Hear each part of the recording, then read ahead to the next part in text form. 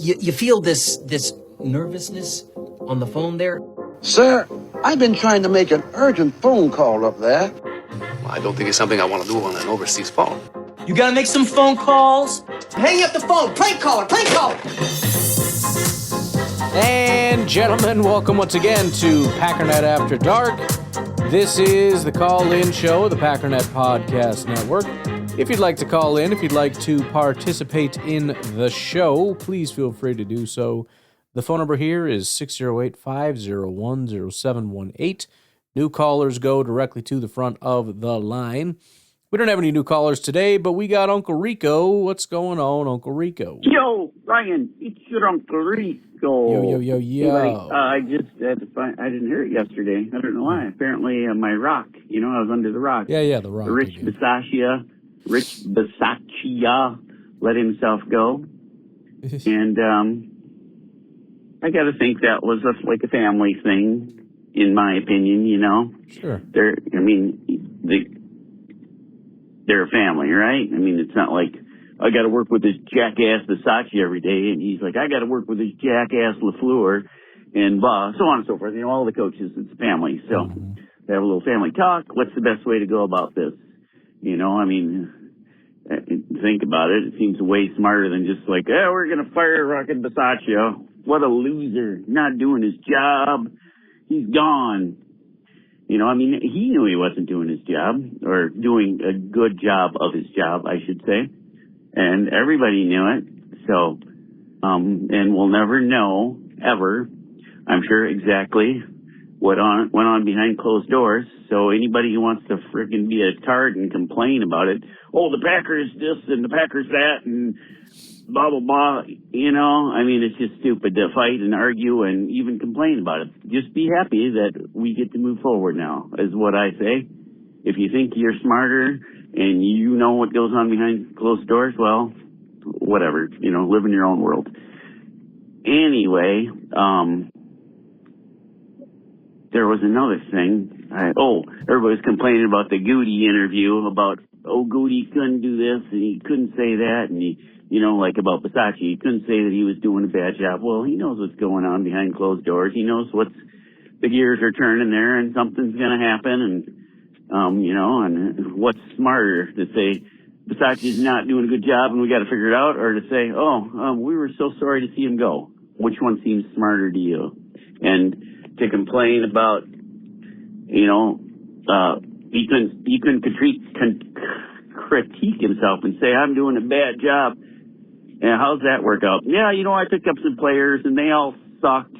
But, we're going to keep them on the roster, because we have to keep them on the roster, some of them. So does that seem very smart to go and say the players I picked sucked when they're your players and they're on your team and you were trying to work with them and make them better? Does it seem logical that Goody should say he did a shit job and picked the wrong guys when they're currently your guys? When they're your guys, you got to ride with them, man. And if you say, it's part of the process. You can't say I did a shit job and then expect to have good results when you're trying to, that's what you're working towards. So I get a kick out of nobody's ever freaked. Part 2 for Uncle Rico. Uncle Rico talked too much. Anyway, like I was saying, nobody's ever happy about anything. And do you think Goody or LaFleur really gives two shits what we think as fans? Everybody's always like, he should be doing this and he should be doing that and they should be more forthright with this and more like, who gives a shit what the fans think about certain decisions that go on behind closed doors? It has zero effect on anything. What really has an effect on things is how the players feel and how the Bisacchia, like I said, he's their brother. Should Goody be, or LaFleur, either one of them be concerned about the fans' feelings regarding Bisacchia, or Bisacchia's feelings? And the coaches that are going to come to replace Bisacchia and the other coaches on the team, this is how we treat coaches in Green Bay. And that's a respected thing that, they get treated like men and you know what I'm saying? Like I said, we'll never know exactly what happened behind closed doors, but it worked out for the best in a good way. I'm thinking, you know, who gives two craps if us as fans feel better because Bisacchia was fired? That's cool. You know, I mean, the end result is what matters. And honestly, I mean, if we want to say all the bad things we want about Bisacchia, he's still, I'm sure, a great person and a good man, and he struggled with his job. Who doesn't? Get over it, dudes. All right, then. Rico out. Yeah, I mean, in regard to, you know, them telling us everything, I've always kind of thought that was, like, they owe us more of an explanation. Well, not really. You know what I mean? I don't know. I've never really felt like, I understand wanting more information and wanting more forthrightness and all that kind of stuff. And you know, maybe Gutekunst or LaFleur, I think in particular, are too evasive on things that are unnecessary. I don't know. But that's not the priority. And it's certainly not the priority when you're talking about, you know, like you said, you know, just I want you to trash this guy publicly in front of me. You know, I've like I've said with Mike McCarthy, the guy would never, I mean, it was one of the things I really liked about him. He would never throw a player under the bus. He was always jumping in front of that bus for his players and everything else. And you knew sometimes he was full of crap, but that's what he's supposed to do. He stands up for his guys no matter what. And then, you know, if I got to scold somebody or do something, we'll do that behind closed doors. So, yeah, I'm much more interested in the actions than the public statements being made. I don't care as much about that. Again, I have no idea, but I do think that this was, you know, the Packers were genuinely trying to get him to stay. In the comments, I think we're part of that to signal, you know, we genuinely want you here. Please don't leave. And he ended up leaving on his own accord. That's what I think. Obviously, a lot of people think that he was forced out. Other people, seemingly like yourself, it was kind of a group decision. Ultimately, it doesn't matter. Like you said, we got what we wanted. We can celebrate it now. I did see some people on social media throwing an absolute fit and turning it into something negative. But you know, again, and I even said, you know, it's disappointing that this had to be done for you. And maybe, listen, I will acknowledge that I could be wrong, but I also really don't think I'm wrong.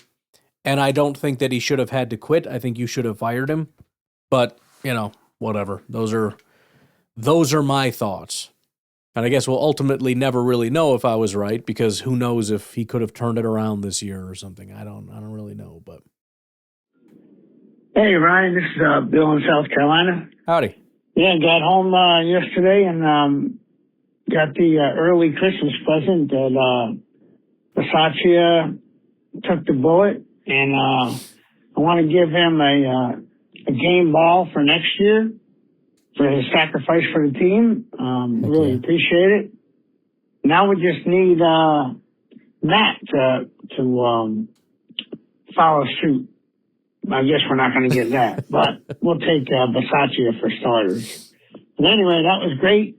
Great news. Great after the football season news. So we'll go ahead and take that positive and move on. Go Pack, go.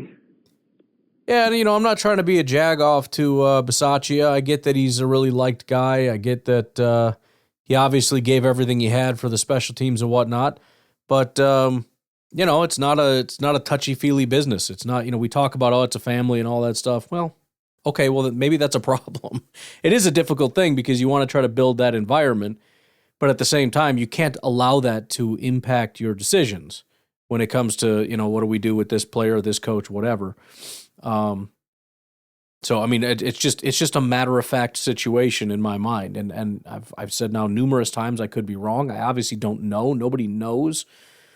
But I cannot in any way, shape, or form see a scenario in which, you know, this was the right thing to end up happening. I won't say the right decision because it's, you know, the Packers didn't make this decision, but I think this is the right thing, and I'm hopeful that the Packers will find somebody that can, you know,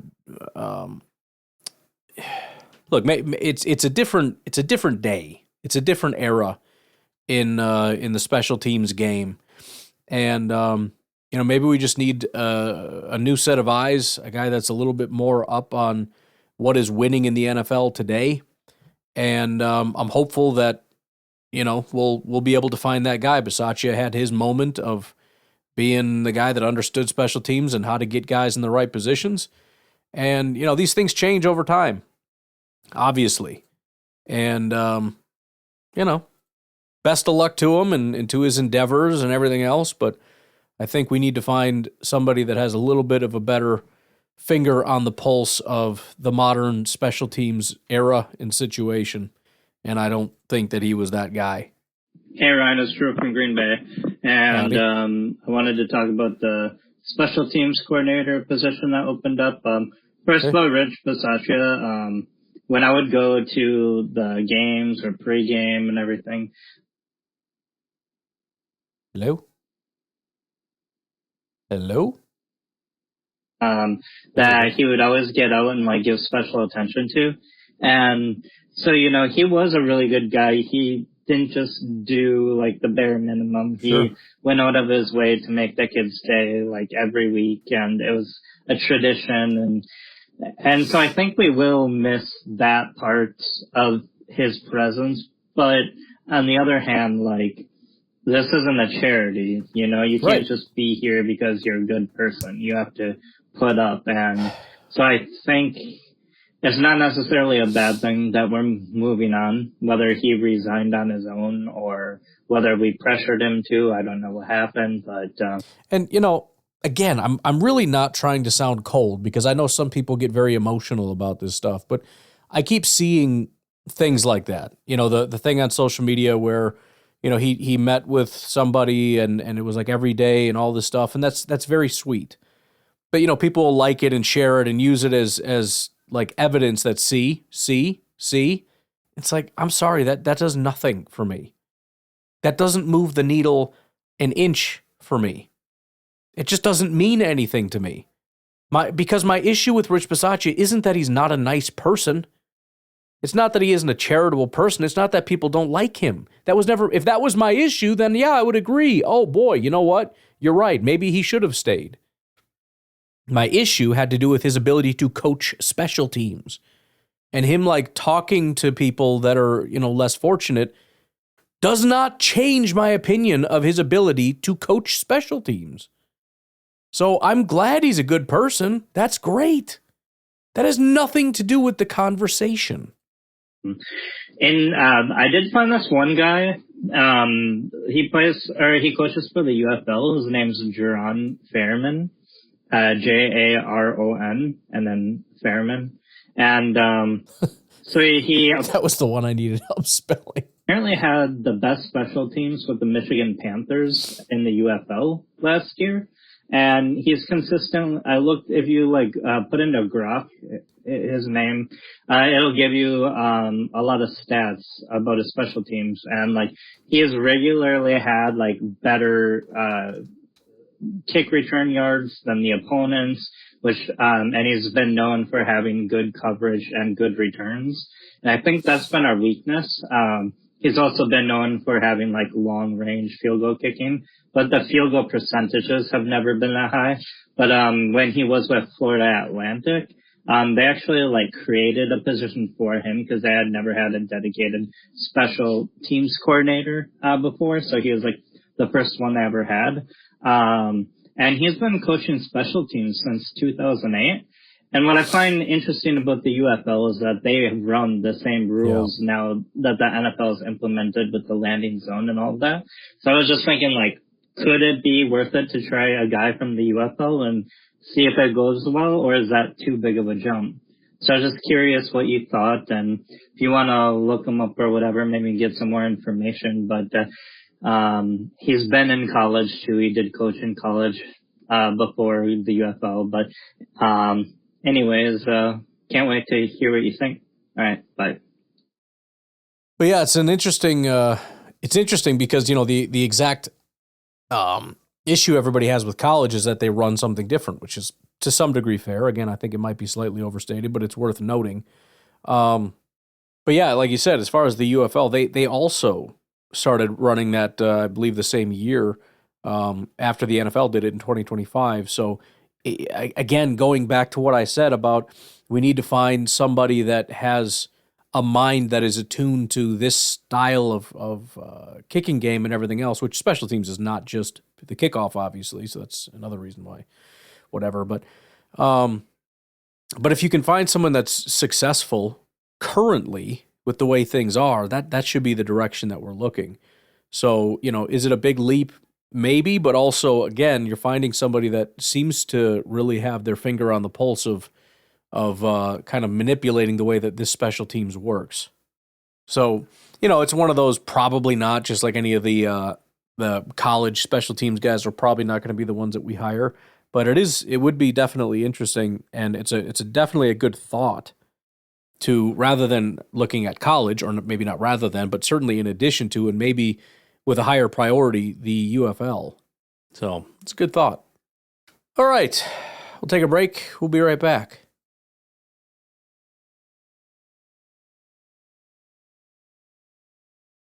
All right, next up we have Jared the Uber driver, and if I'm not mistaken, it's Mr. Jared's birthday.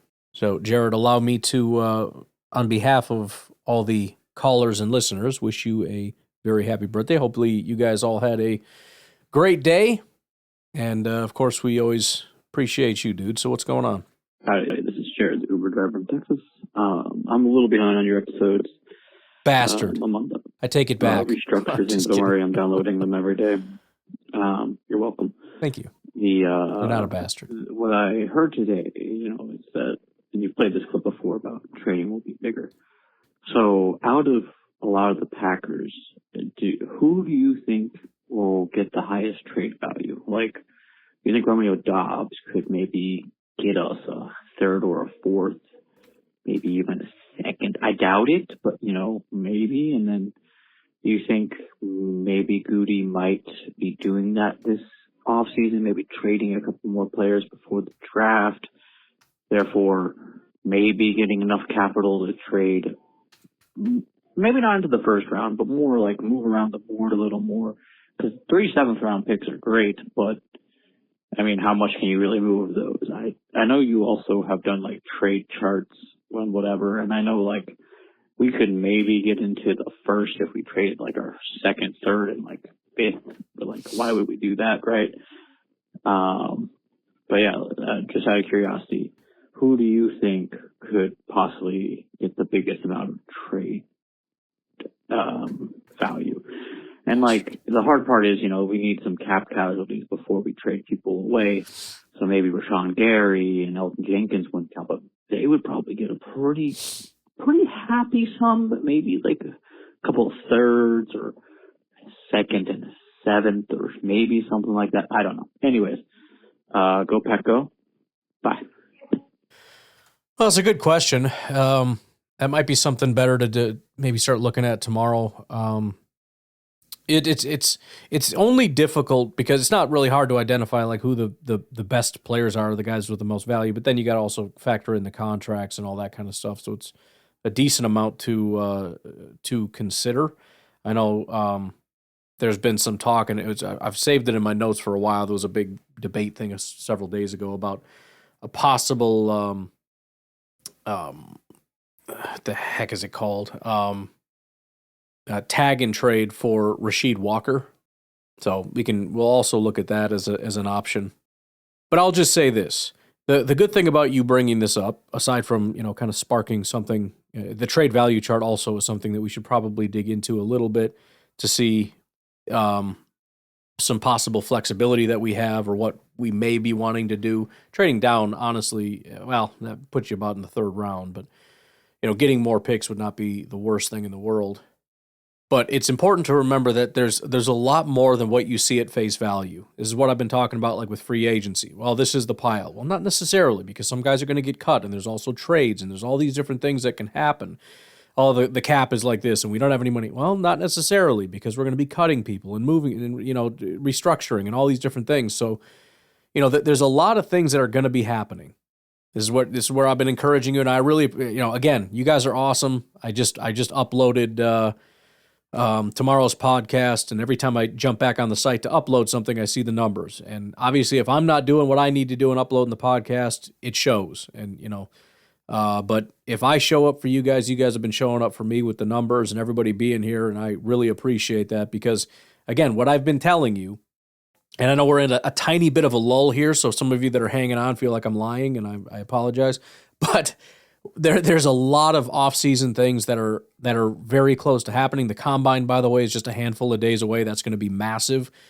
But in addition, little things like I've been talking about where there's these trigger dates on these contracts. And so if they get paid, we know that they're there, and that in and of itself is news, and in many cases, unfortunate news. But also is a trigger date for potentially a guy getting released. And so that'll really transform our team. If Banks does get released, which I kind of think he won't, but if he does, that changes a lot of things. It changes our cap situation. It changes our draft needs. It changes our free agency needs. It changes our cap situation, so our ability to go get somebody. All these things are right around the corner here. We got, again, in 2 days, I think, the Combine starts.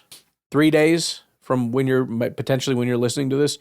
And then, the first week in March, I think, is usually when that trigger date occurs for for a lot of contracts. We're also in the tagging window, and the legal tampering is going to be coming around. So, again, the point is a lot of things are coming up that we just don't think about. We had a lot of discussions last offseason. Almost zero of them centered around, wonder if we get Micah Parsons. We did talk a little bit about Myles Garrett and Max Crosby and some other guys that were there.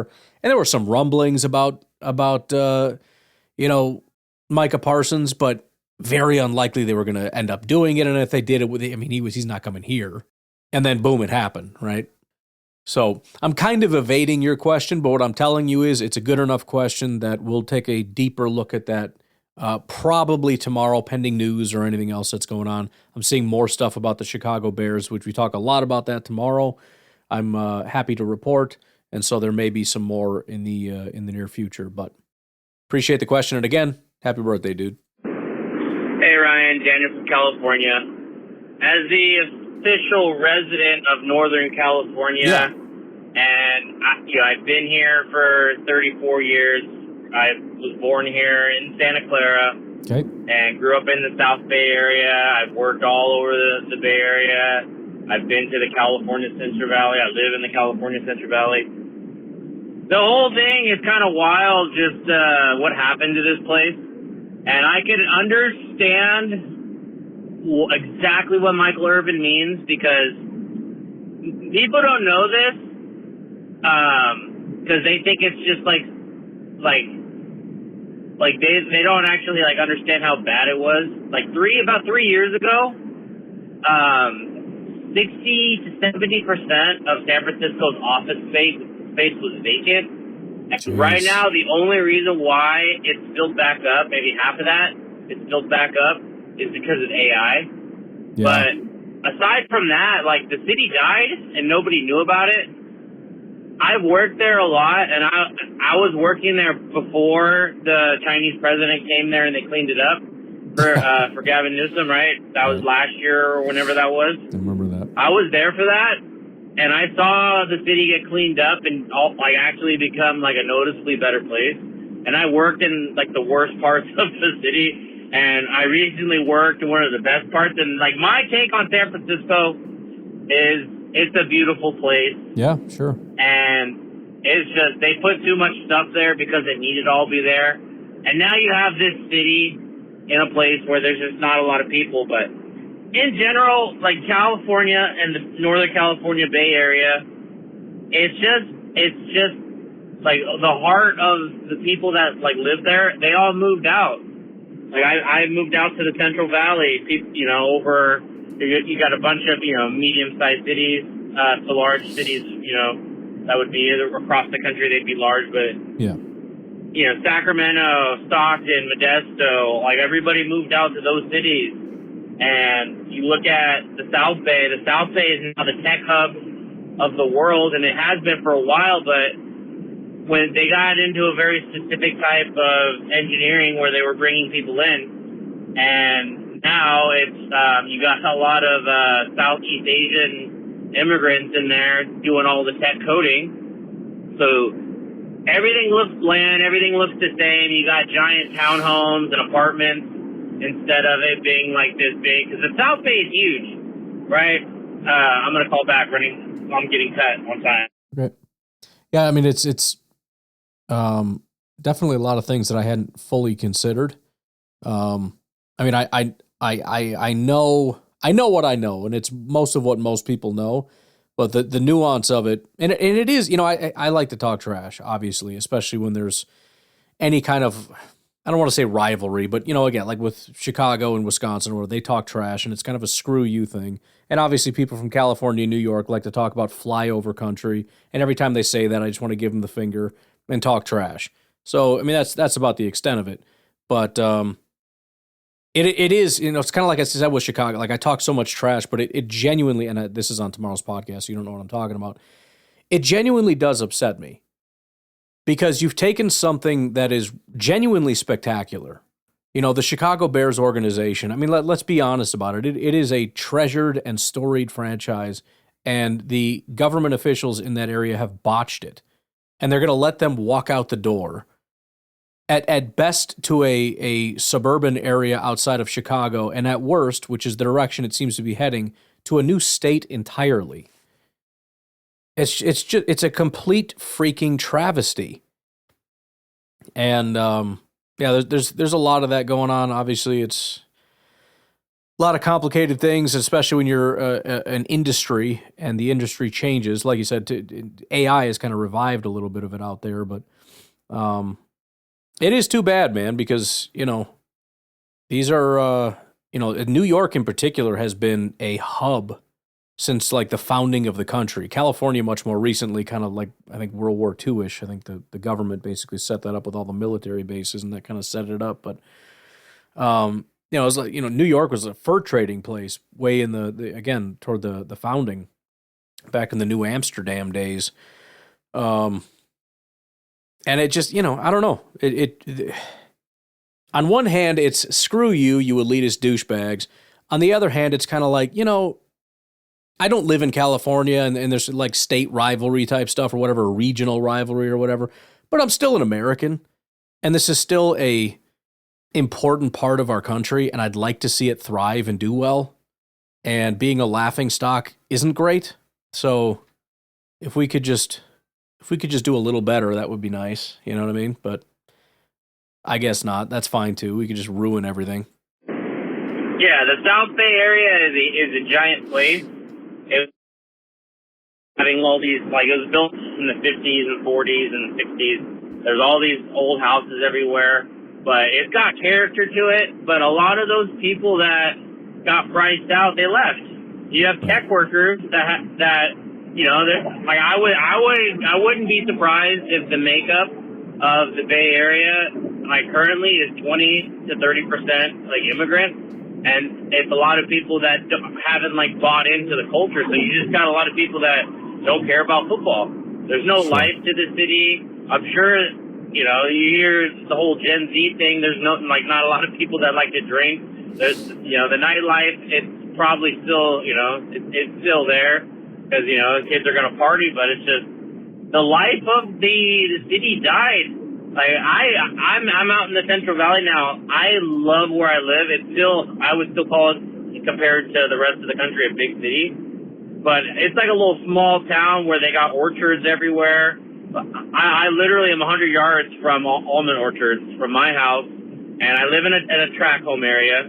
But where I live, it's very similar to like my city I grew up in from the 1960s and 1970s that my dad grew up in. Yeah, that's good. And it's just this old, you know, it's this farm town, and they're not going to build it out anymore. It's limited to 20,000 people, which is a good sized city, but it's home.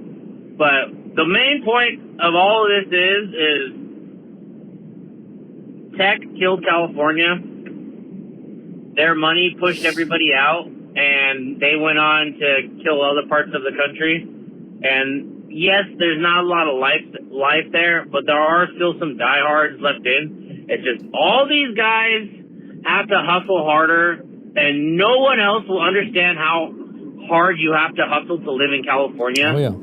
Like, all the guys that choose to stay here, I know a guy that, he's a trade, he has a trade, and he's also operating an eBay business just to be able to afford to live there. Like, you don't want the California people moving out to these places to compete with a lot of people, because everybody here has a full-time job and a side hustle if you're actually living in the Bay Area and you're not a tech worker.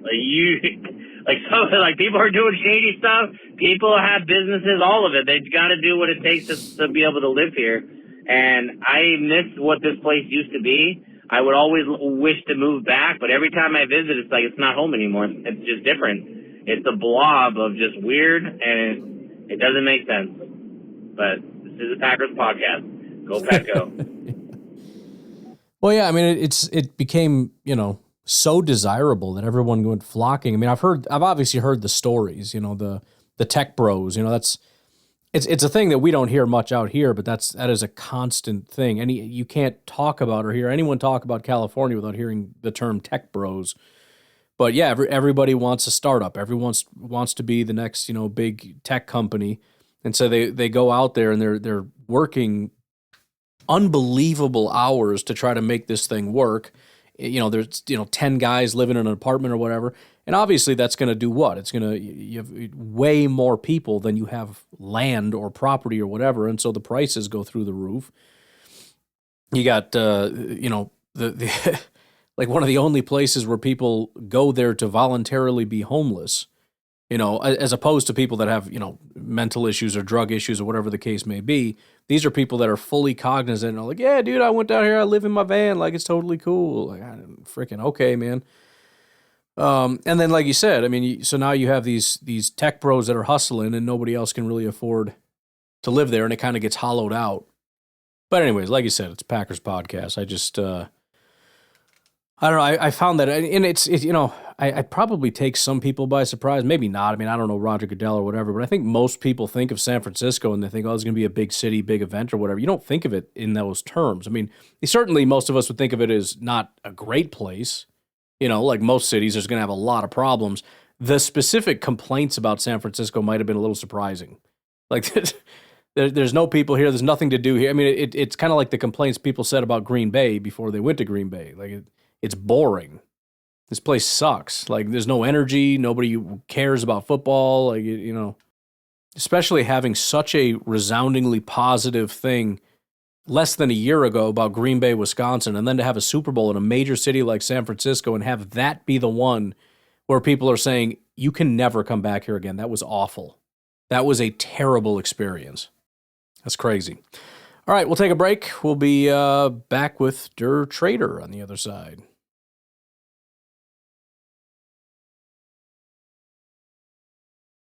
Howdy, this is Jared from Texas, and today is my birthday. I'm 32 today. Happy birthday again. So yeah, I hope everyone is doing well and has a great day. Go Pack Go. All right. Well, I thought I was doing something special there, surprising you with your birthday, but I guess you also told me it was your birthday. But again, happy birthday, Brucey. What's going on? Hey Ryan, it's Bruce. How are you, man? What's up, dude? Hope you're doing well. The Bisacchia stuff, had some time to mull it over. Here are kind of my thoughts, and I'm about to listen to your podcast. You're talking about the organizational failure stuff, so I'm going to assume we might be kind of on the same page with this. I don't think inherently, well, I'll take that back. Inherently, every organization has issues, and you have to grow, just like a business with my business. I mean, we're doing good, but there has to be constant growth, like with the relationship with your wife or whatever it is. There's compromise that's done, and you're trying to fix something that is broken. Now, other podcasts and now the media have been mentioning organizational failure within I guess, the time allotted to special teams and practice time and blah, blah, blah, and all these things about, sure, that's probably an issue in the sense that they don't dedicate enough time to special teams. But the collective bargaining agreement doesn't allow them to allocate more time to a specific thing. What's more important? I understand special teams is important. All three phases are important. But offense and defense are more important than special teams. I guess it's the way I would look at it. But ultimately, it is. Good example, Starbucks hired a CEO to change because they were losing out to smaller coffee shops. That dude lost $18 billion in his first year, and he got fired. There's something inherently wrong with the organization, but they brought somebody in to try to fix it. He didn't fix it. They found somebody else, and they're going to try again. And that's what the Packers are going to do. They have to find the right fit to fix whatever it is that's wrong with the special teams unit that's been historically bad. I mean, I don't know historically, but bottom third, whatever it is, it's not satisfactory. But obviously leadership is where that change is going to come from. You can't just, let's bring in another coach, a bad coach, who's not going to do the job and dedicate more time to it. It's not going to fix it. Right. So I get it. Bisacchia, I mean, I was not pounding the table, but I could tell it wasn't fixed. Time to move on. Maybe the organization does need to dedicate more time to this, but ultimately what you need to do is you need to adapt, you need to grow, you need to change what you're doing within the organizational structure, but you have to have the leadership to do it. Then I see some people saying, well, we need the players. The players are there. Right. Bisacchia picked who he wants. Goody did what they wanted to do. They gave him a long leash like they always do with these coaches, and it didn't get fixed. So it's Part two. Well, you know what? Real quick, just before we get on to part two, I think that is a very, very good point. The fact of the matter is, and most people would agree with you, the people who are saying we need more investment in special teams, they don't believe that. Because all you have to do is ask the question, because it is a zero-sum game. When you ask them the question, okay, what are you going to take from? How much time from offense and defense would you like to take away and then give to they're going to say zero. So you're absolutely right about that. It is a zero-sum game. There is no we're going to take from offense and defense and give you more. We're not giving you more resources. You don't get more resources. This is what you get, and you need to make it work. Period. And Bisacchia couldn't do it. And so fine. No, we're not going to give Bisacchia another chance with more players and more this and more that. You get what everybody else gets. And you have to make it work. And the next guy is going to get the same thing, and he's going to have to make it work. And that's it. So I think you're exactly right about that. Bruce again, almost made it to the 3 minutes, almost made it. But there has to be growth. And if you don't, it's going to stay the same or it's going to get worse. So ultimately, I think it's important that they find the right fit for this, whatever it is, and maybe dedicate more time. Maybe talk to the kicker, I guess. I don't know. I mean, I found that comment hilarious from MLF, but ultimately, I think it's more, you need to find the right person to make the change within the organization. And that comes from leadership. That comes from the coach. Find the right damn coach. Yeah. That's what it is. Yeah. All right. Take care. Bye, bud. Yeah, I mean, that's exactly, I mean, it's no more freaking excuses. Oh, we don't have a bull crap. Do the job. And the thing is, we see this all, I said this before, you look at the Seahawks, you look at all these, but it's not just that, it's the coordinators too, offense, defense, special teams. You bring in the right guy and things change.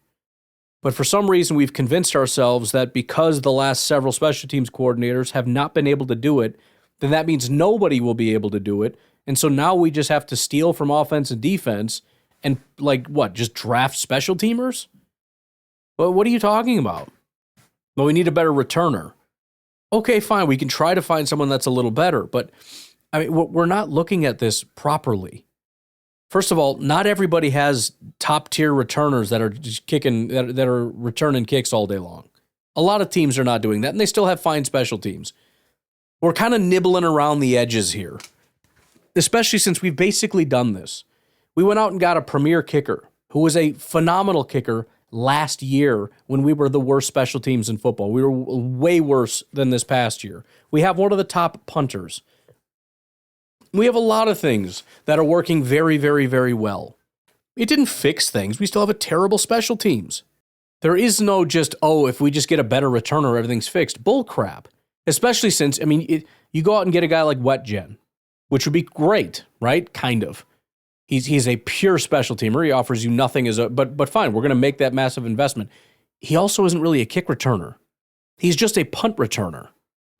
So you're using a draft pick on a wide receiver that can't play wide receiver and maybe is a kick returner that's mediocre, but he's a pretty good punt returner for whenever a team decides to actually kick it to him, which will be never. And that's going to fix all of our special teams, or is that just a very minor tweak to a much larger problem that has still not been fixed? We got to fix the problem. That's it. There's no other way around it. Hey, Ryan, this here is Ben from Minnesota. Howdy. This call isn't for you, okay? Oh, no. This call is for Beer Cheese Benny. Okay. I need you, Beer Cheese Benny, to call in and say, Ben from Minnesota is not going to win the lottery. Okay? Because you called in and you said, we're not getting Micah. Boom, got him. Yeah. You called in. Why is Rich Bisacchia still here? Boom, retired. Yeah, so true. I don't know what you got going on your end, but call in, just go nuts. Ben from Minnesota is not going to win the lottery. Yeah. The Packers are not going to win the Super Bowl. Definitely. The Packers are not getting Tyler Linderbaum. Ben from Minnesota is not going to get a brand new pickup. Stuff like that. Just go nuts. Have fun with it. But you need to call in and tell everyone what is not going to happen. Hopefully good things. Because you are just batting 1,000 here, my guy. All right. Have a good one. Talk to you later. Bye. That is a good point. And it's got to be that final one. You know what I mean? It's not just like casually anything. It's Beer Cheese Benny is exasperated and he's freaking tired of it. I'm done with this freaking team. I'm done with the excuses. I'm done with all this. I'm so sick of Benny from not winning the lottery. I'm so tired of him not winning the lot. You know what I mean? Like, it has to be just pure, like I am about to quit as a fan of this team. And then I think we get whatever we want. So try it out. See how it goes. All right. I'm going to get out of here. Appreciate all you guys for calling in. Please keep them coming. We got 6 calls, which is just under the amount needed. So if we get 1 or 2 more calls, it'll be good for tomorrow. Hope you all have a great day, and I'll talk to you then. Have a good one. Bye-bye.